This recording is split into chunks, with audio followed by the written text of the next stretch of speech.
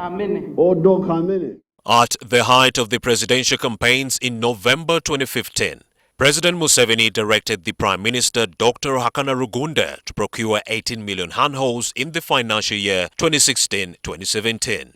He argued that the equipment would boost food security and incomes for small landowners and transform Uganda from an agrarian to an industrial economy by 2040.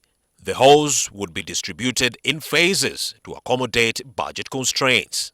The State Minister of Finance for Planning, Honorable David Bahati, says the plan is already in motion.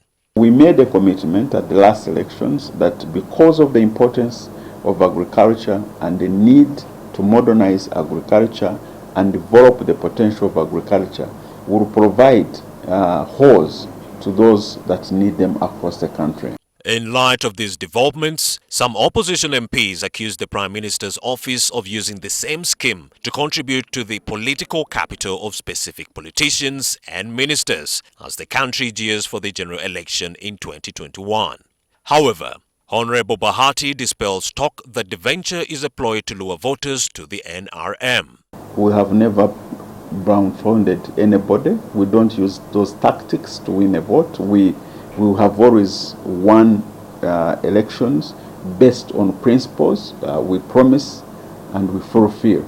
This was a promise in 2016. Some members of parliament and TV interviewed agree with the government that this is not meant to bribe voters. Fulfilling your pledges or answering to the needs of your people because someone is going to call it campaigns. Actually, the more reason we should be delivering. Nobody should be afraid to call it politics.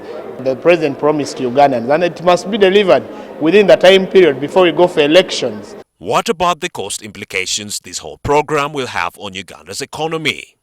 Certainly it has a cost implication, and it's important that we prepare very well for this chamber, and as government we are prepared to support the Parliamentary Commission to ensure that we have the right chamber for the next parliament. The opposition has in the past challenged government to abide by the African Union 2003 Maputo Declaration and allocate 10% of the budget to agriculture if it genuinely harbors ambitions to turn around the fortunes of Uganda's agriculture instead of focusing on the distribution of rudimentary tools. The Maputo Declaration and other declarations people have talked about that we are not fulfilling our commitment is far from the truth. We are actually bypassing our contribution towards agriculture.